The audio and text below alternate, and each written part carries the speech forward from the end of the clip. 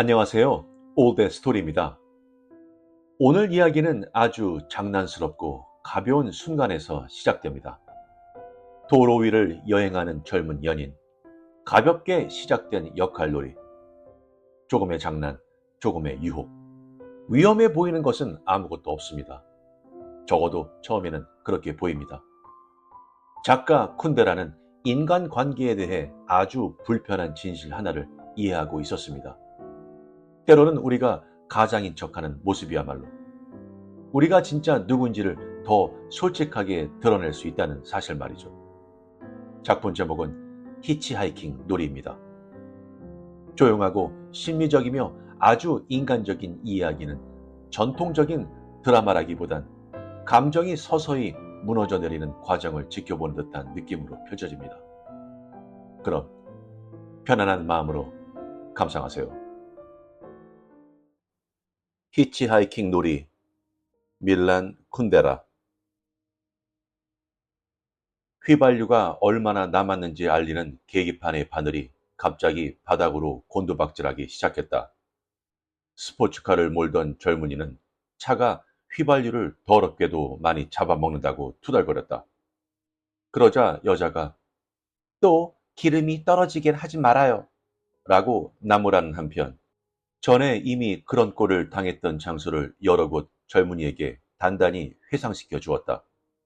젊은이는 둘이서 무슨 일을 당하든지 한결같이 멋진 모험이 되기 때문에 조금 더 염려하지 않는다고 대꾸했다.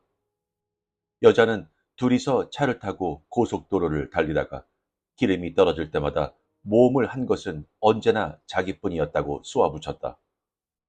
물론 그때마다 젊은이는 숨어 있었고 여자가 지나가는 차를 세우기 위해 억지로 애교를 부리면서 엄지손가락을 치켜들었다.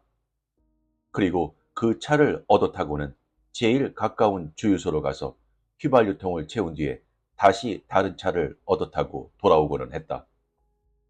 그 일이 대단한 고역이었다는 듯이 불평하는 여자에게 젊은이는 차를 태워준 운전수들이 불쾌한 녀석들이었느냐고 물었다. 여자는 어색한 태도로 애교를 떨면서 그 운전수들이 때로는 대단히 유쾌했지만 그렇다고 해서 휘발유통을 채워서 돌아와야 하는 자기에게는 전혀 도움이 되지 않았고 아무런 일도 없이 그 사람들과 헤어졌다고 대답했다. 젊은이는 돼지 새끼야 라고 말했다. 여자는 자기가 아니고 오히려 그 젊은이가 돼지 새끼라고 쏘아붙였다. 젊은이 혼자서 그 차를 고속도로에서 몰고 다닐 때 얼마나 많은 여자가 태워달라고 하여 차를 세웠는지 누가 알겠는가. 여전히 운전대를 잡은 채 젊은이가 여자의 어깨를 한쪽 팔로 감싸고는 이마에 살짝 키스했다. 여자가 자기를 사랑하고 또 질투하는 것을 젊은이는 잘 알고 있었다. 질투는 별로 반가운 것은 아니다. 그러나 정도가 너무 심하지만 않다면, 게다가 질투하는 쪽에서 절제를 한다면 불편하기는커녕 오히려 뭔가 감동적인 면마저 있는 것이다. 적어도 젊은이로서는 그렇게 보였다. 22세에 불과한 탓에 젊은이는 자기가 나이를 충분히 먹어서 여자에 관해 모르는 것이 없다고 자신했다. 자기 옆에 앉아있는 그 여자에게서 젊은이는 여지껏 만나본 다른 여자들이 조금도 지니지 못한 고상한 가치, 즉 순수성을 발견했다. 그리고 그 가치를 정확하게 평가했다. 주유소가 400m가량 남았다고 알리는 도로 표지판이 오른쪽 길가에 나타났다. 젊은이가 그 표지판을 보았을 때는 바늘이 이미 계기판의 밑바닥에 떨어져 있었다. 이제는 안심이라고 여자가 말하자마자 젊은이가 왼쪽 갈바기를 켜면서 주유소 펌프 앞에 빈자리로 차를 몰았다. 그러나 조금 떨어진 곳에서 차를 멈추지 않을 수가 없었다. 거대한 금속재 탱크에 굵은 호수를 단 대규모 유조차가 바로 펌프 옆에 멈춘 채 휘발유를 공급하는 중이었기 때문이다. 어휴, 기다릴 수밖에 없어. 라고 여자에게 한마디 던지고는 젊은이가 차에서 내렸다. 그리고 작업복 차림의 사내를 향해 얼마나 걸리는 거요? 라고 소리쳤다. 주유소 직원이 잠깐이면 된다고요 라고 대답하자 젊은이는 언제나 똑같은 대답만 하는군 하고 투덜거렸다. 차로 돌아가서 운전석에 앉으려고 했지만 여자가 운전석 반대편 문으로 이미 차에서 내린 것이 보였다. 기다리는 동안 산책을 좀 해야겠어요 라고 여자가 말했다. 여자가 당황해하는 꼴을 보고 싶어서 젊은이는 어디로 가려고? 라고 일부러 물었다. 그 여자를 안 지도 1년이 지났다. 그러나 여자는 젊은이 앞에서 여전히 수줍음을 탔다. 여자가 수줍어할수록 젊은이는 더욱 쾌감을 느꼈다.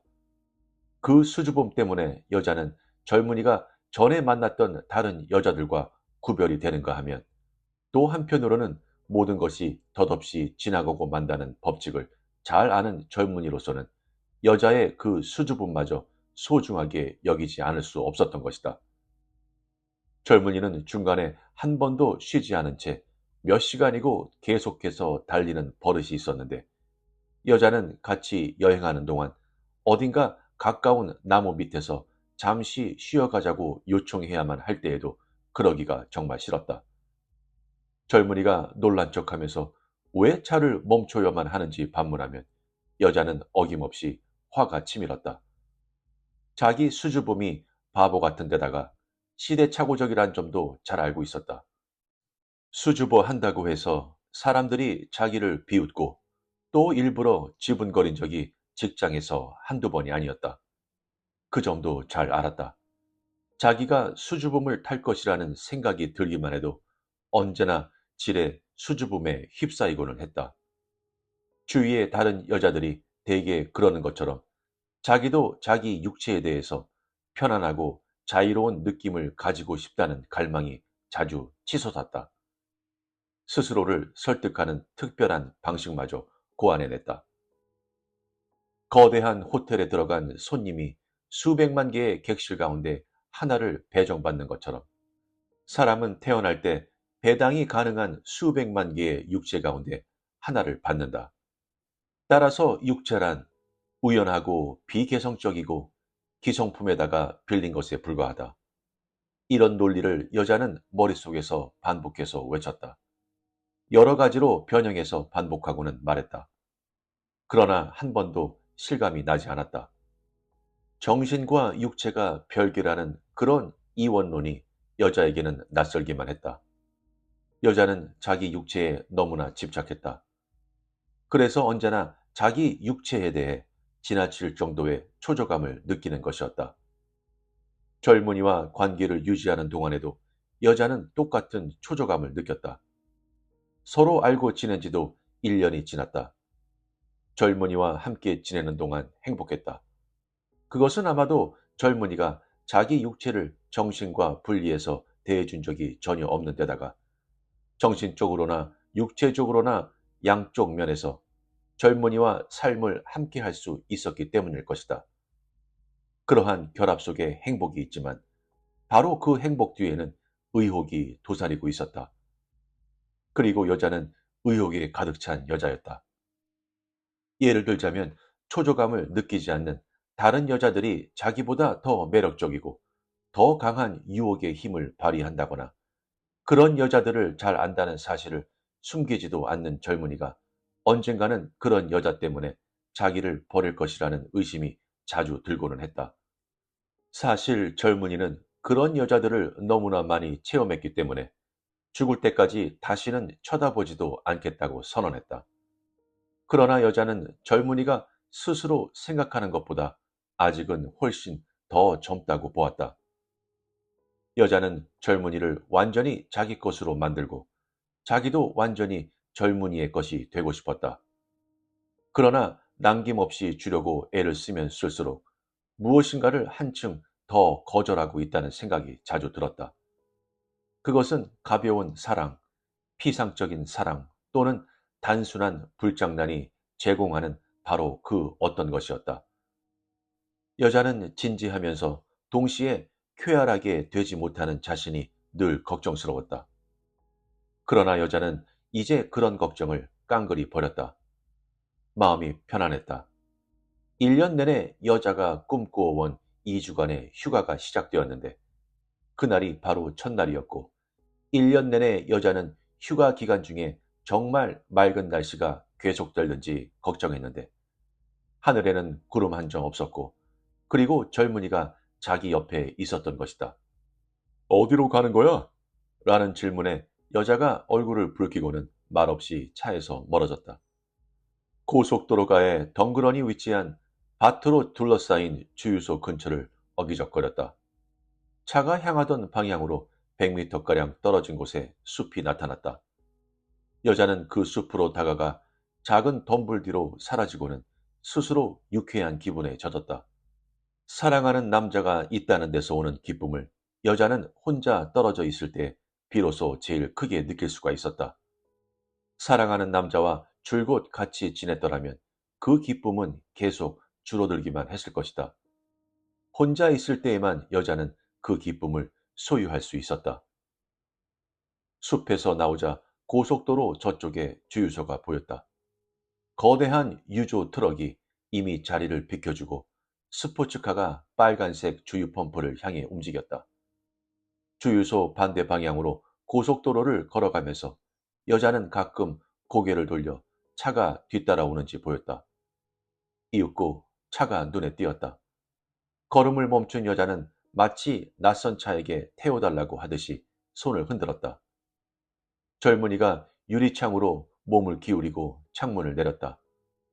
그리고 미소를 띄우면서 어디 가는 길이지, 아가씨? 라고 물었다. 여자는 애교가 넘치는 미소를 던지면서 비스트리 차로 가나요? 라고 반문했다. 젊은이가 문을 열면서 그야 물론이지.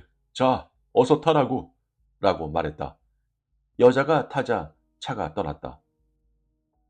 젊은이는 여자가 기분이 좋으면 자기도 언제나 기분이 좋았다. 그러나 그런 분위기는 그리 자주 조성되지 않았다. 여자는 달갑지 않은 여건에서 매우 힘든 일을 하는 데다가 초과 근무 시간이 적지 않았지만 쉬는 시간을 보상으로 받지도 못했고 집에서는 어머니가 알아누워 있었던 것이다. 그러니까 자주 지쳐버렸다. 정신력이 강하거나 자신감이 넘치지도 않았기 때문에 근심과 두려움에 휩싸이기 일쑤였다. 그렇기 때문에 젊은이는 여자가 계모를 정성껏 돌보면서도 명랑한 기색을 보이면 더없이 반가웠던 것이다. 젊은이가 여자에게 다시금 미소를 던지면서 말했다. 난 오늘 운이 좋아. 지난 5년 동안 운전했지만 이렇게 멋진 미인을 길에서 태워주기는 처음이거든. 젊은이의 말이 아첨인 줄 알면서도 그렇게 고마울 수가 없었다. 잠시나마 그 달콤한 맛에 빠져 있고 싶었다. 그래서 거짓말도 참 잘하시는군요. 라고 말했다. 내가 거짓말쟁이로 보이나? 여자들에게 거짓말하는 걸 즐기는 것 같아요. 여자의 말에는 뿌리 깊은 불안의 기색이 깃들어 있었다. 젊은이가 여자들에게 거짓말하는 것을 즐긴다고 여자는 진심으로 믿었기 때문이다. 여자의 질투에 대해서 젊은이는 자주 짜증을 냈다. 그러나 이번만은 대범하게 넘겼다. 어쨌든 여자의 말은 자기에게 하는 것이 아니라 낯선 운전수에게 던지는 것이었기 때문이다. 그래서 아무렇지도 않은 듯이 물었다. 걱정이 되나? 내가 당신과 함께 지나야만 한다면 걱정이 되고 말고요. 여자의 그 말에는 젊은이에게 알아들으라는 뜻의 미묘한 의미가 들어 있었지만 이어서 그렇지만 난 당신과 모르는 사이이기 때문에 걱정할 건 없겠죠? 라고 덧붙인 말은 낯선 운전수에게 하는 말이었을 뿐이다. 여자란 낯선 사람에 관한 일보다도 언제나 자기 애인에 관한 일로 걱정하는 법이지. 이번에는 젊은이의 말에 여자에게 알아들으라고 던지는 미묘한 의미가 들어 있었다. 우리는 서로 모르는 사이니까 잘 지낼 수 있을 거야.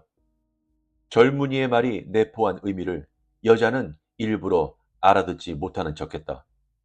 그래서 낯선 운전자에게 던지는 말투로 계속했다. 잠시 뒤에는 헤어질 텐데 그게 무슨 상관이에요? 뭐라고? 하여간 난 비스트리 차에서 내릴 거예요. 나도 거기서 같이 내린다면? 그 말에 여자가 고개를 들어 쳐다보았다. 젊은이의 행동은 여자가 가장 심한 말투로 번민에 휩싸여서 상상하던 때의 바로 그 모습이었다. 그리고 여자의 비위를 맞추어 주려고 빈말로 아첨하고 있었다. 게다가 처음 만나는 무임승차에 여자에게 지분거리는데 얼마나 멋진 솜씨였던가. 여자는 잔뜩 경계심을 품었다. 그래서 매우 도전적인 어조로 같이 내려서 날 어쩌겠다는 거죠? 라고 쏘아붙였다. 이렇게 멋진 미녀를 어쩌긴 어쩌겠어. 그야 뻔하지. 식은 죽 먹기야. 라고 젊은이가 쾌활하게 대꾸했는데 이번에는 무임승차한 낯선 여자가 아니라 바로 자기 여자에게 던지는 말이었다. 그러나 여자는 아첨을 떠는 그 말에서 뭔가 젊은이의 구린대를 찾아내듯 속임수를 써서 자백시키는데 성공한 듯한 기분이었다. 순간적으로 젊은이가 미워서 죽을 지경이었다. 그래서 자신만만하다 이거군요. 그렇죠? 라고 말했다. 젊은이가 시선을 여자에게 돌렸다. 도전적인 표정이 온통 경련으로 일그러진 것 같았다. 연민을 느꼈다.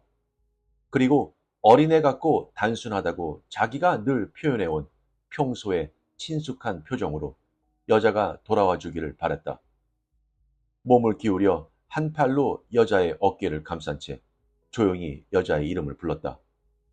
평소에 여자를 부를 때 쓴 이름이었다. 그리고 이제는 그 이름을 불러서 게임을 그만두고 싶었다. 그러나 여자가 몸을 빼고는 너무 빨리 달린다고요. 라고 야단쳤다. 미안합니다, 아가씨. 라고 대꾸한 젊은이는 말없이 고속도로 저 앞쪽만 쳐다보았다. 그렇지만 여자의 그 가련한 질투는 언제 일어났는지도 모르게 곧 가라앉고 말았다.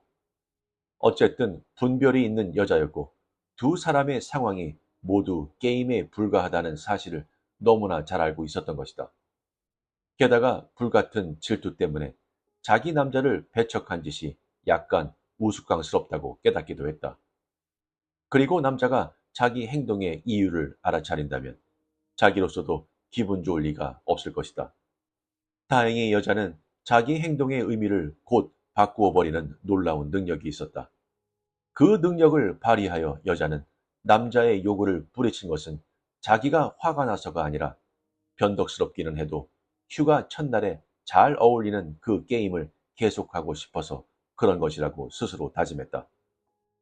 그래서 여자는 다시금 무임승차를 한 손님으로 변했다.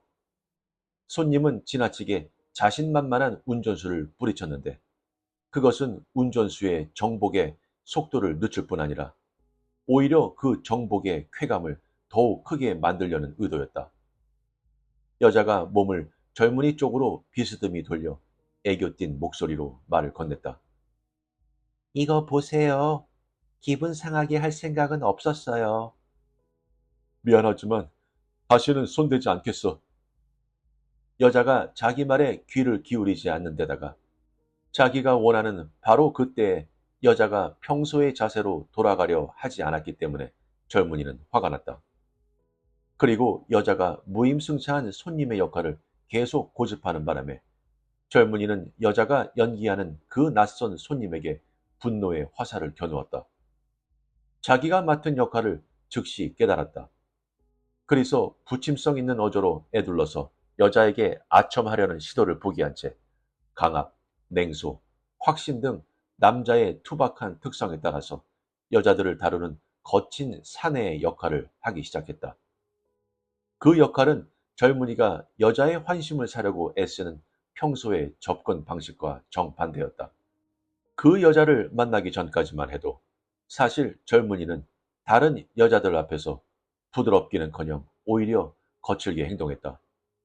물론 남달리 강한 의지나 무모함을 내보인 적이 전혀 없기 때문에 무정하고 거친 사내처럼 보인 적은 없다. 그렇다고는 하지만 젊은이는 그런 무정하고 거친 사내가 되고 싶었던 적이 한 번은 있었다. 순진하게 짝이 없는 욕구이기는 해도 하여간 그런 욕구에 끌린 적이 있었던 것이다. 어린애 같은 욕구는 어른들 마음에 처진 덫을 모두 피할 뿐 아니라 성숙한 노년기까지 이어지는 경우가 많다. 그리고 어린애 같은 이런 욕구는 타인의 역할을 할 때 재빨리 그 기회를 이용해서 나타나는 것이다. 젊은이의 냉소적인 신중함은 그 여자에게 잘 어울렸다. 그리고 여자를 자기 자신에게서 풀어주었다. 왜냐하면 여자는 무엇보다도 질투 덩어리였기 때문이다. 옆자리에 젊은이가 치근덕거리고 유혹하는 자세를 버리고 매우 묵뚝뚝한 표정을 짓는 것을 보고는 여자의 질투가 가라앉았다. 그래서 자기 역할에 몰두할 수 있었다. 자기 역할이라니? 그 여자의 역할은 무엇이었던가? 그것은 삼류 소설에서 나오는 역할이었다. 무임승차하는 여자는 차를 얻어 타는 것이 아니라 운전하는 남자를 유혹하는 것이 목적이다. 자기 매력의 이용법을 속속들이 알고 있는 능숙한 유혹자다. 그 여자는 낭만적이면서도 어리석은 이 역할에 빠져들어갔다. 하도 쉽게 빠져드는 바람에 스스로 놀라고 황홀해졌다. 젊은이는 이 세상에서 그 무엇보다도 마음 편하게 지내기를 갈망했다. 생활의 주요 부분이 한치의 오차도 없이 정확하게 이루어졌다. 일이 8시간 근무로 끝나는 것이 아니라 나머지 시간마저도 의무적으로 회의에 참석하거나 집에서 서류 처리를 하지 않을 수 없어서 따분하기만 했다.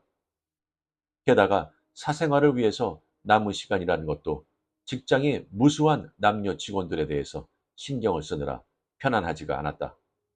사생활은 비밀이 지켜진 적이 없고 때로는 소문과 공개 토론의 대상이 되기도 했다. 2주간의 휴가라고 해도 해방과 모험의 기분을 일으키지 못했다. 빈틈없는 계획에 우울한 그림자가 역시 휴가에도 따랐던 것이다. 우리나라에는 여름 휴가를 보낼 방이 부족하기 때문에 젊은이가 6개월 전에 미리 타트라스에 있는 방을 예약해야만 했다. 그리고 그 예약에는 윗사람의 추천이 필요했기 때문에 어느 구석에서나 군림해온 윗사람이 젊은이의 소재를 단 한순간도 모를 리가 없게 된 것이다. 어쩌니 저쩌니 해도 젊은이는 잘 적응했다. 그러나 직선으로 뻗은 길을 생각하면 참혹하게도 숨이 막힐 지경인 경우가 가끔 있었다. 그 직선의 길 위에서 추격을 당하고 모든 사람의 눈이 바라보고 있으며 그 길에서 한치도 벗어날 수가 없는 것이다. 이러한 생각이 그때 다시금 떠올랐다. 여러 생각이 이상하게도 잠시 교차하는 순간 현실적으로 차를 몰고 가는 고속도로가 상상의 그 길로 변하고 말았다. 그러자 갑자기 엉뚱한 짓을 하게 되었다. 어디로 가고 싶다고 했지? 반스카 비스트리차예요. 거기서 뭘 하려고? 데이트가 있어요. 누구하고? 어느 신사분하고요. 넓은 교차로에 다가가고 있었다. 젊은이가 도로 표지판을 보려고 속도를 늦추더니 오른쪽으로 틀었다. 그 데이트에 바람 놓으면 어떨까? 그거야 당신 탓이니까 당신이 날 책임져야죠. 노베 잠스키 방향으로 내가 차를 틀었는데도 전혀 모르고 있군 그래. 그래요? 미쳤군요. 염려 마. 내가 책임질 거야. 그런 식으로 둘이 차를 타고 가면서 잡담을 나누었다. 운전수와 무임승차한 여자는 서로 모르는 사이였다. 게임이 즉시 본격적으로 변했다. 스포츠카는 상상의 목표인 반스카 비스트리차에서 멀어져 갈 뿐만이 아니라 그날 아침부터 목표로 정하고 출발한 현실의 목표, 즉 타트라스와 거기 예약된 방으로부터 멀어지고 있었다. 갑자기 가공의 세계가 현실을 덮쳤다. 젊은이는 자기 자신으로부터 그리고 지금까지 한 번도 벗어난 적이 없는 가혹한 직선의 길로부터 멀어져 가고 있었다. 여자가 놀라서 고함쳤다. 타트라스 아래쪽으로 간다고 말했잖아요. 이거 봐, 아가씨. 난 내가 가고 싶은 곳으로 가는 거야. 난 자유로운 사람이야. 그러니까 내가 원하는 대로 하고 싶은 일을 하는 거야. 노베 잠스키에 도착하자 날은 이미 저물었다. 처음 가보는 곳이라서 젊은이는 방향을 잡느라고 잠시 머무적거렸다. 여러 번 차를 세우고는 호텔로 가는 길을 물었다. 꽤 많은 도로를 훑어야만 했다. 길을 물을 때마다 조금만 가면 된다는 대답이었지만 호텔이 아주 가까운 거리에 있었다고 해도 빙글빙글 돌아서 차를 몰아야 했기 때문에 15분가량 지나서야 겨우 호텔 앞에 도달했다. 호텔은 그리 마음에 들지 않았다. 그러나 그 마을에서는 하나밖에 없는 호텔이었고 젊은이도 운전을 계속하고 싶지 않았다. 그래서 여자에게 잠깐 기다려 한마디 던지고는 차에서 내렸다. 차에서 내리자 물론 젊은이는 제정신이 돌아왔다. 의도했던 목적지와 전혀 다른 곳에서 밤에 어기적거리자니 속이 상했다. 또한 다른 사람이 그렇게 하라고 강요한 것도 아니고 자기로서도 사실은 그렇게 하고 싶지 않은 일이기 때문에 더욱더 속이 상한 것이다. 바보 같은 짓을 했다고 스스로 책망하다가 이윽고 마음을 가라앉혔다. 타트라스의 방은 내일 사용해도 그만이고 휴가의 첫날 밤을 의외의 장소에서 보낸다 해서 손해볼 것도 없었다. 혼잡하고 시끄러운 데다가 담배 연기도 자욱한 레스토랑으로 들어가서 접수 데스크가 어디 있는지 물었다. 사람들이 로비 뒤쪽의 층계 근처를 가리켰다. 유리창 너머로 열쇠가 줄줄이 달린 판이 보이고 그 아래 금발의 노파가 앉아 있었다. 하나밖에 남지 않은 빈 방의 열쇠를 간신히 받아들였다. 혼자 남게 된 여자도 역시 자기 역할의 가면을 벗어버리고 말았다. 의외의 마을로 들어섰어도 그리 기분이 나쁘지는 않았다. 젊은이에게 너무나도 몰두했기 때문에 젊은이가 하는 행동을 하나도 의심하지 않았고 자기 생애의 모든 순간을 완전히 맡겨버렸던 것이다. 한편 자기가 차 안에서 기다리는 것처럼 젊은이가 출장 도중에 만난 여자들도 그 차 안에서 기다리고 있었을지도 모른다는 생각이 불쑥 솟았다.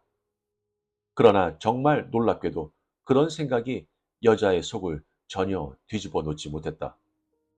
사실 여자는 그 다른 여자, 무책임한 여자, 제멋대로 노는 여자, 자기가 질투하던 여자들 가운데 하나인 그런 여자의 자리에 자기가 오늘 앉게 된 것이니 얼마나 잘된 일이냐고 생각하고는 미소를 띄웠다. 다른 여자들을 모두 쫓아버린 것 같았다. 다른 여자들이 사용하는 무기를 알아낸 것 같았다. 지금까지 어떻게 젊은이에게 주어야 할지 몰랐던 것, 즉 편안한 마음, 뻔뻔스러움, 방탕을 제공하는 방법을 배운 것 같았다. 기이한 만족감에 휩싸였다. 왜냐하면 자기 홀로 모든 여자들을 대신할 수 있었고 또 그런 식으로 자기 홀로 애인을 완전히 사로잡고 그 흥미를 좌우할 수 있었기 때문이다. 젊은이가 차의 문을 열고 여자를 레스토랑으로 인도했다. 어둡침침하고 더럽고 담배 연기로 자욱했지만 저쪽 구석에 하나 남은 빈 테이블이 눈에 띄었다. 자, 이제부터 어떻게 날 책임진다는 거예요? 여자가 도전적으로 물었다. 앞에 리티프는 뭘로 하겠어? 여자는 술을 별로 좋아하지 않았다. 그러나 포도주라면 조금 마시고 버무트라면 꽤 좋아하는 편이었다. 그런데도 일부러 보드카로 하겠어요. 라고 대꾸했다. 좋아. 그렇지만 술주정은 설마 하지 않겠지? 하면 어때서요? 젊은이가 대꾸하지 않은 채 웨이터를 불러 보드카 2잔과 스테이크 2인분을 주문했다. 웨이터가 곧 작은 2잔을 쟁반에 받쳐들고 와서 테이블에 내려놓았다. 젊은이가 잔을 들고 당신을 위해서! 라고 말했다. 좀 더 멋진 건배의 말은 모르나요? 젊은이에게는 여자의 게임 가운데 뭔가 짜증스러운 구석이 보이기 시작했다. 마주 앉아서 살펴보자 여자가 말투뿐 아니라 몸놀림이나 표정 등 인격 전체가 무임승차한 낯선 여자로 변했음을 깨달았다. 자기가 잘 알면서도 상당히 싫어하는 그런 종류의 여자들과 너무나도 똑 닮은 것이 아주 불쾌했다.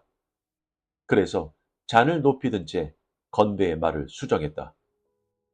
좋아. 그렇다면 당신을 위해서가 아니라 당신과 같은 종류를 위해서 들겠어. 그런 여자들은 동물의 장점과 인간의 약점을 너무나 잘 뒤섞여서 가지고 있거든.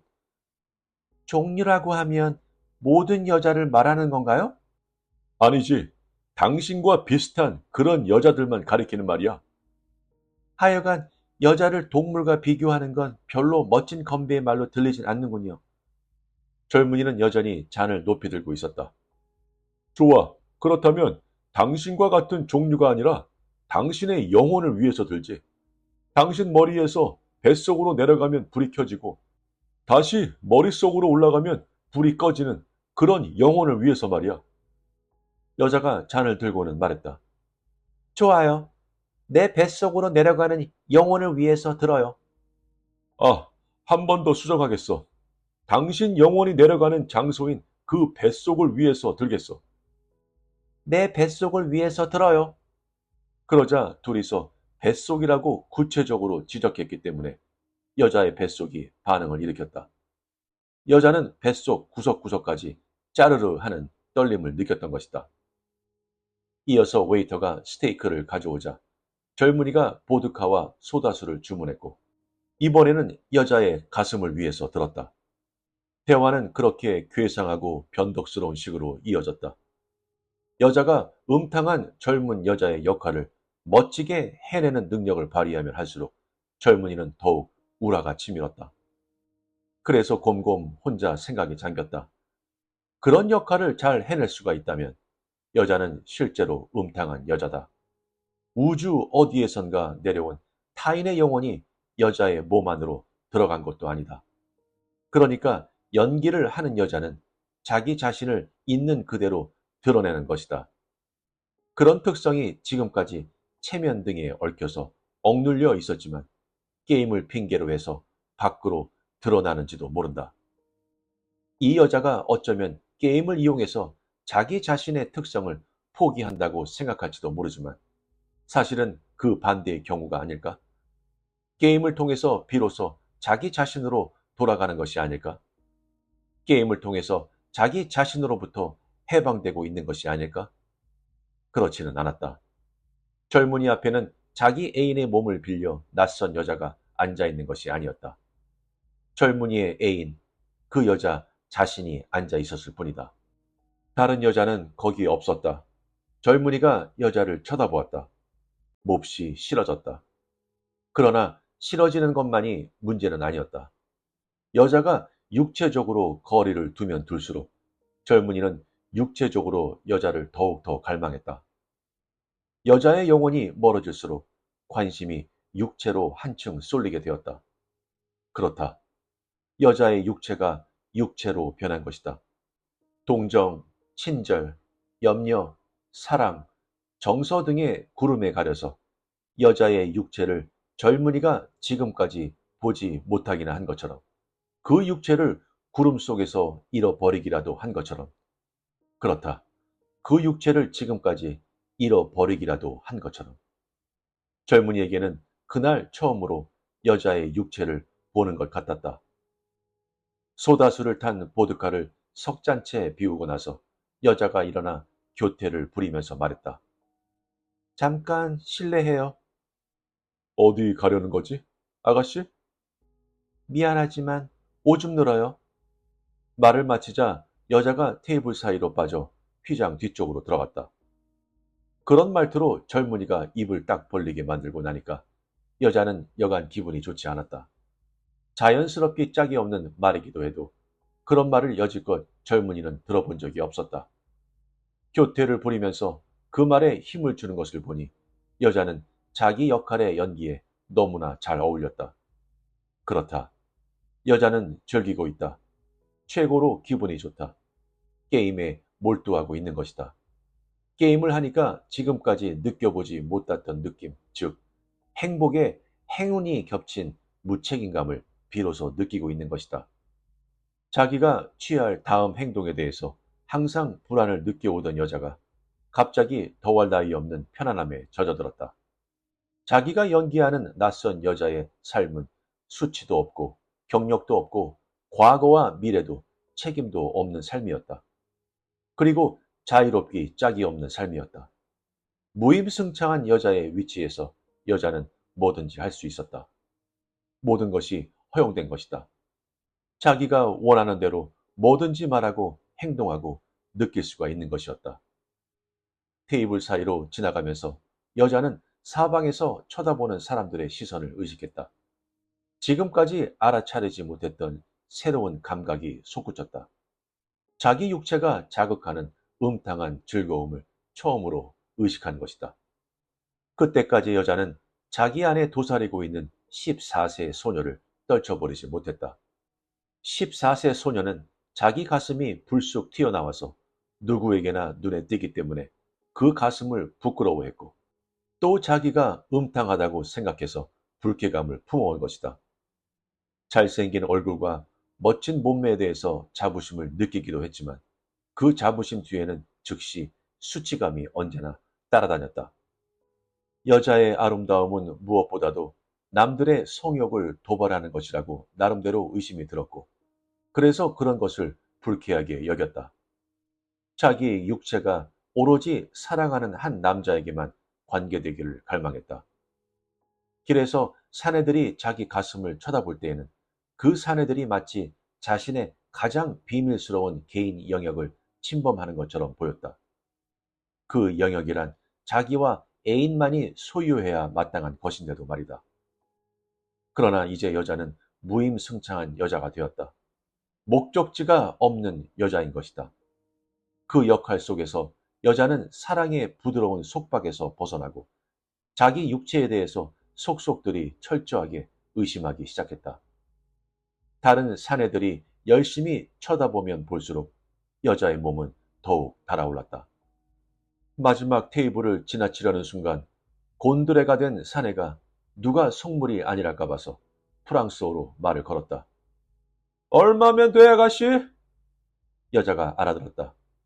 가슴을 앞으로 쑥 내미는가 하면 공둥이를 마음껏 실룩거리면서 휘장 뒤로 사라졌다. 기이한 게임이었다. 분명히 기이한 게임이었다. 젊은이는 자기로서도 낯선 운전수의 역할을 상당히 잘 해내고 있기는 했지만 자기 여자가 무임승차한 낯선 여자가 아니라고 줄곧 생각해온 것이다. 자기 여자를 자기 여자로 보아왔기 때문에 더욱 번민을 느꼈다. 젊은이는 자기 여자가 낯선 사내를 유혹하는 모습을 보았고 자기가 그 낯선 사내의 역할을 하는 역겨운 꼴을 당했다. 그리고 여자의 생김을 가까운 거리에서 자세히 들여다보았고 자기에게 던지는 여자의 거짓말을 들었으며 그런 거짓말은 과거에도 있었고 앞으로도 있을 것이다. 역설적인 노릇이지만 자기 자신이 바로 여자가 방탕에 빠지는 구실이 되었기 때문이다.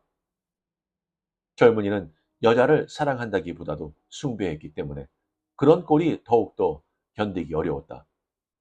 여자의 실질적인 내면성이 충실과 순결의 범위 안에서만 존재하고 그 범위를 벗어나면 내면성이 아무것도 남지 않은 것처럼 보였다.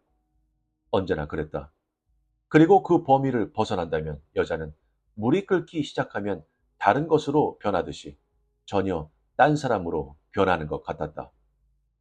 이제 여자가 그 무시무시한 경계선을 태연하게 또 멋지게 넘어가는 것을 보게 되자 화가 불같이 치밀어 오른 것이다. 화장실에서 돌아온 여자가 투덜거렸다. 저기 있는 녀석이 나더러 프랑스어로 얼마면 되지, 아가씨? 라고 했다고요. 놀랄 것도 없지. 하여간 창녀처럼 보이니까. 난 정말 아무렇지도 않았다고요. 그럼 그 녀석을 따라가라고? 당신이 있는데? 나하고 일을 끝낸 다음에 그 녀석한테 갈 수 있지. 가서 흥정을 해봐. 별로 매력이 없는 사내라고요. 하룻밤에 여러 남자를 상대해도 되는 거 아니야? 아가씨의 원칙에 따르면 말이야. 얼굴만 잘생긴 남자들이라면 그렇게 못할 것도 없죠, 뭐. 한 사람씩 상대할 거야? 아니면 한꺼번에 다 상대할 거야? 어느 쪽이든 상관없죠. 주고받는 수작이 음탕할 대로 음탕하게 흘러가 버렸다. 여자는 약간 충격을 받았지만 수작을 멈출 수가 없었다. 게임인데도 불구하고 자유가 없었고 게임이 오히려 두 사람에게 함정이 되었다.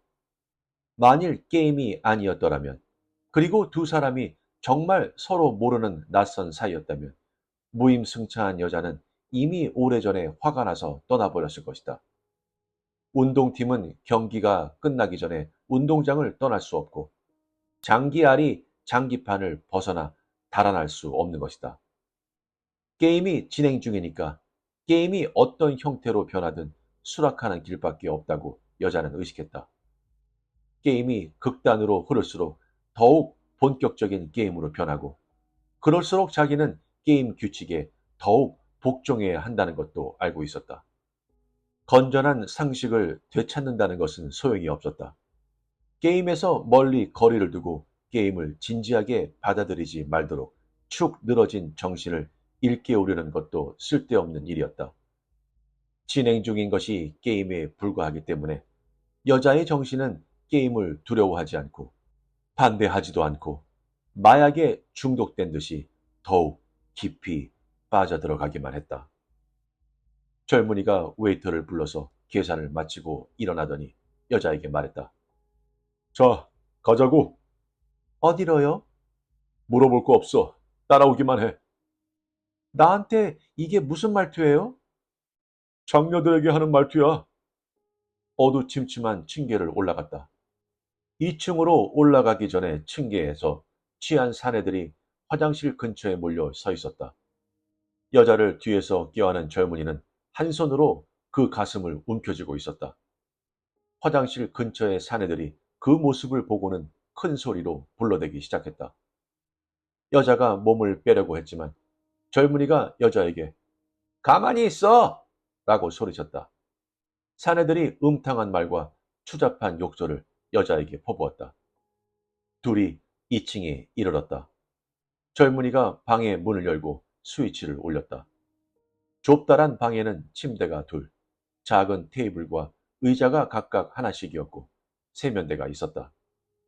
문을 잠근 뒤에 젊은이가 돌아섰다. 거만하면서도 육감적인 시선을 홀리면서 여자가 싸늘한 태도로 마주섰다.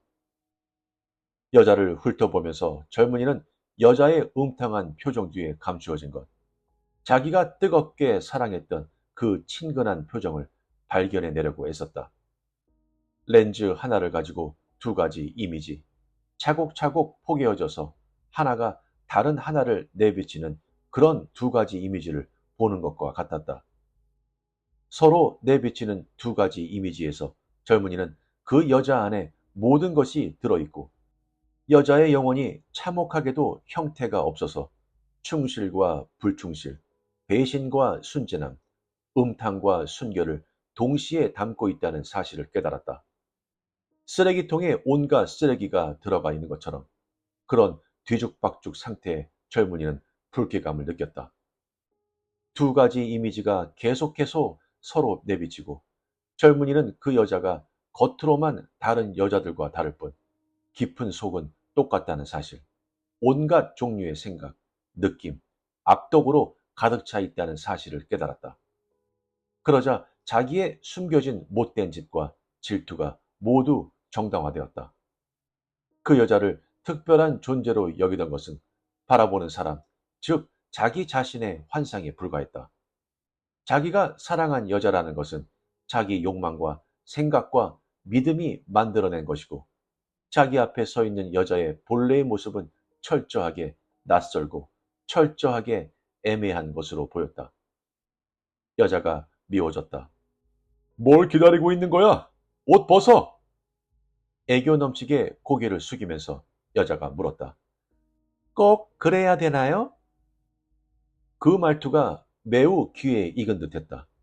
오래전에 어떤 여자가 그런 말투로 자기에게 말을 했지만 이제는 그 여자가 누군지 기억하지도 못하는 것 같았다. 여자를 완전히 무릎 꿇게 만들고 싶었다. 무임승차한 여자가 아니라 바로 자기 여자를 완전히 굴복시키고 싶었던 것이다. 게임이 현실과 뒤섞여 하나가 되었다. 무임승차한 여자를 굴복시킨다는 것은 자기 여자를 그렇게 하려는 핑계에 불과했다. 젊은이는 자기가 게임을 하고 있다는 사실을 망각했다. 자기 앞에 서 있는 여자가 미울 뿐이었다. 여자를 빤히 쳐다보다가 지갑에서 50크라운짜리 지폐를 꺼내다 돈을 건네주면서 이거면 충분하지? 라고 말했다. 50크라운을 받으면서 여자가 내 몸값이 훨씬 비싸다는 걸 모르는군요? 라고 말했다. 어림도 없는 소리 마라. 여자가 젊은이에게 몸을 기댔다. 이런 식으로는 날 손에 넣지 못해요. 다른 식으로 접근해야만 된다고요. 좀 머리를 써야지. 여자가 두 팔로 목을 껴안고는 입술을 가까이 가져갔다. 젊은이가 여자의 입술에 손가락을 대고는 슬쩍 몸을 밀어냈다. 난 내가 사랑하는 여자들하고만 키스해. 날 사랑하지 않는단 말인가요? 물론이지. 그럼 누굴 사랑하죠? 그게 너하고 무슨 상관이야? 옷이나 벗어. 그런 식으로는 여지껏 옷을 벗어본 적이 없었다. 수줍음, 내면의 공포감, 현기증 등 젊은이 앞에서 옷을 벗을 때 언제나 느끼던 것, 밤의 어둠으로 감출 수도 없었던 것이 모두 사라졌다. 자신만만하게 오만하게 서서 불빛을 온몸에 받았다. 여지껏 몰랐지만 갑자기 알게 된 몸짓, 즉 욕정을 자극하는 스트립쇼의 느린 동작을 자기가 취하고 있는데 놀랐다. 온몸으로 젊은이의 시선을 빨아들이면서 여자는 애무의 동작으로 옷을 하나씩 벗어버렸고 그런 동작 하나하나를 스스로 즐겼다. 이윽고 완전히 발가벗은 몸이 되었다. 그 순간 모든 게임이 끝났다는 생각이 여자의 머릿속을 스쳤다. 옷을 다 벗어버렸으니까 게임 속에서 하던 역할도 버렸고 발가벗은 몸이 되었다는 것은 자기 자신으로 돌아갔다는 뜻이며 이제 젊은이가 자기에게 다가와야만 한다고 생각했다. 그래서 젊은이가 모든 것을 지워버리는 동작을 취하고 그 다음에는 격렬하기 짝이 없는 사랑이 이어진다고 생각한 것이다. 그래서 여자는 발가벗은 몸으로 젊은이 앞에 서 있었고 그 순간에 게임의 역할을 스스로 포기해 버린 것이다. 당혹감을 느꼈다. 얼굴에 미소가 떠올랐다. 그 미소는 원래 여자가 곧잘 떠올리던 것, 즉 수줍고 어색한 미소였다. 그러나 젊은이는 다가오지도 않았고 게임을 끝내지도 않았다. 친숙한 그 미소도 알아채지 못했다. 눈앞에 보이는 것은 자기가 미워하는 여자의 아름답고 낯선 육체뿐이었다. 증오 때문에 젊은이의 정욕은 감상적인 가면을 용납하지 않았다. 여자가 다가오려고 했지만 젊은이는 그대로 서 있어. 자세히 살펴보고 싶으니까. 라고 말했다. 이제 젊은이는 여자를 창녀로 취급하고 싶을 뿐이다. 그러나 창녀와 놀아본 적이 전혀 없었기 때문에 소설이나 들은 풍월로 아는 지식이 고작이었다. 그래서 그 지식을 써먹으려고 했다. 우선 머리에 떠오른 것은 검은 팬티와 검은 스타킹 차림의 여자가 반들반들한 피아노 위에서 춤추는 모습이었다. 비좁은 호텔방에 피아노가 있을 리가 없었고 테이블볼을 덮은 작은 테이블이 벽에 붙어 있을 뿐이었다. 여자에게 그 위로 올라가라고 명령했다. 여자가 애원하는 몸짓을 보이자 돈은 이미 지불했어 라고 말했다. 젊은이의 눈초리에서 강박관념이 너무나 확고하다고 깨달은 여자가 게임을 계속하려고 했었다.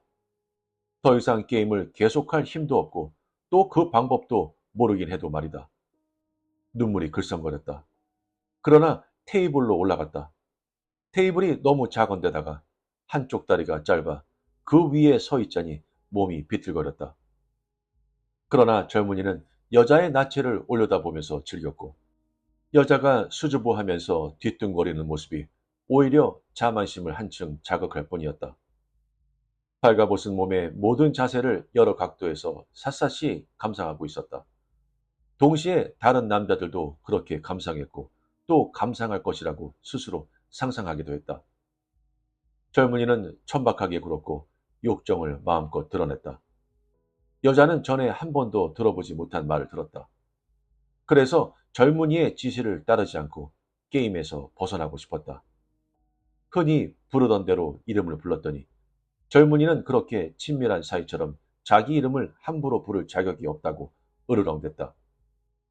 결국은 뭐가 뭔지 모르게 되었고 눈물이 쏟아져 나올 것만 같아서 여자는 복종했다. 젊은이가 원하는 대로 몸을 앞으로 굽히고 웅크리고 앉아서 인사했다. 그러나 옷이 발밑에서 미끄러져 아래로 떨어졌다. 여자도 굴러 떨어지는 순간 젊은이가 붙잡더니 침대로 끌고 갔다. 젊은이와 여자가 사랑을 나눴다.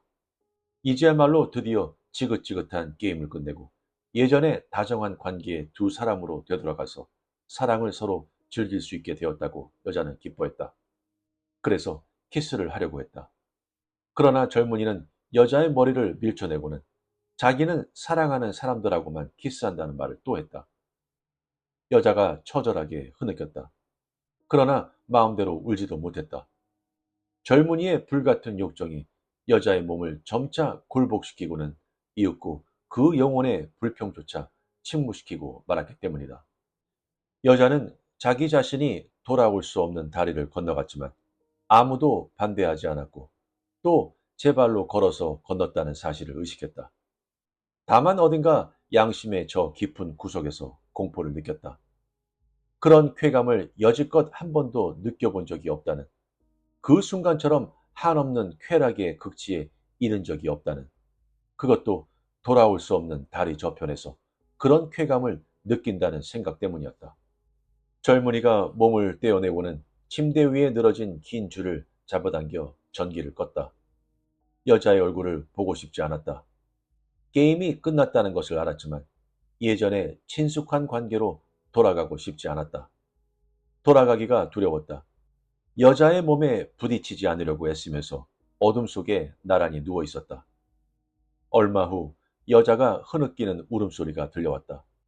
여자의 손이 자신 없는 듯 어린애처럼 젊은이의 손을 잡았다. 잡았다가는 놓고 그러고는 다시 잡았다. 이윽고 애원하는 목소리가 흐느낌과 더불어 흘러왔다. 젊은이의 이름을 친숙하게 부르는 목소리였다. 나는 나예요. 나는 나란 말이에요. 젊은이는 대답하지 않았다. 꼼짝도 안 했다. 여자의 단언이 슬프게도 공허하다고 느꼈다. 그 단어는 전혀 모르는 사람이 스스로 자기라고 주장하는 것에 불과했다. 흐느끼던 여자가 이윽고 목 놓아 울었다. 그리고 쉴 새 없이 나는 나예요. 나는 나예요. 라는 무의미한 말을 가련하게도 반복하기만 했다. 젊은이는 연민의 정을 스스로 불러일으켜 그러한 감정은 가까이 있지 않고 너무나도 멀리 달아나 버렸기 때문에 불러일으키려면 무진 애를 써야만 했다. 그 도움으로 여자를 진정시켜 보려고 했다. 여름 휴가는 아직 13일이나 두 사람에게 남아 있었다.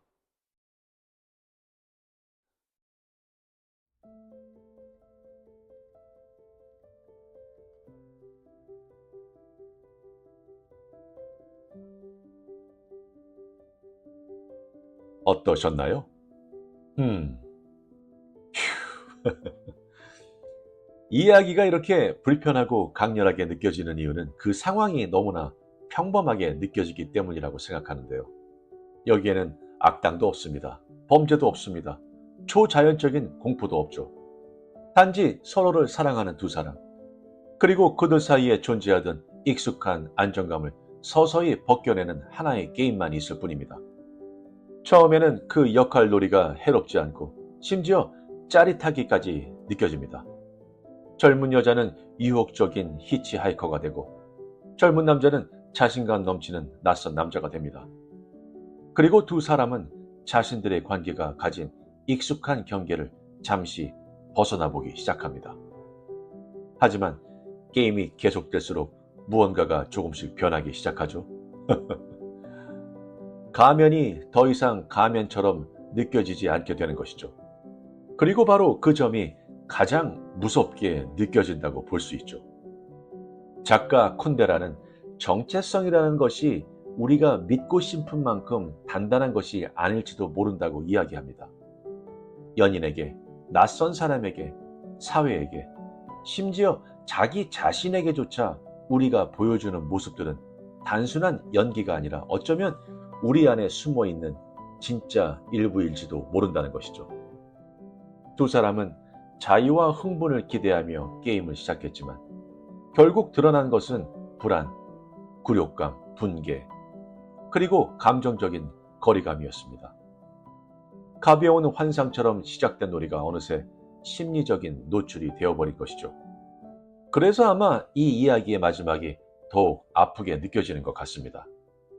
두 사람이 갑자기 서로를 사랑하지 않게 되었기 때문이 아니라 게임이 시작되기 전에 순수한 상태로는 더 이상 완전히 돌아갈 수 없게 되었기 때문이죠. 작가 콘데라는 친밀함 속에 숨겨진 모순들을 드러내는 데 탁월한 작가였습니다. 그의 인물들은 자유도 원하고 안정감도 원합니다. 욕망도 원하고 감정적인 확신도 원하죠. 하지만 그 두 가지는 생각보다 쉽게 공존하지 못합니다. 그리고 솔직히 말해 이 이야기는 커플들이 도로 여행 중 즉흥적인 역할놀이를 시작하기 전에 정말 신중해야 한다는 아주 훌륭한 교훈이기도 합니다. 우리 보통 연인들이 여행 가면 자주 싸우듯이 말이죠. 그렇다면 여러분은 사람이 판타지나 역할놀이 속에서 오히려 자신의 진짜 모습을 더 솔직하게 드러낸다고 생각하시나요? 아니면 그런 게임들은 원래 존재하지 않았던 새로운 모습을 만들어낼 뿐이라고 생각하시나요? 댓글로 알려주세요. 구독과 좋아요는 영상 제작에 많은 힘이 됩니다. 감사합니다.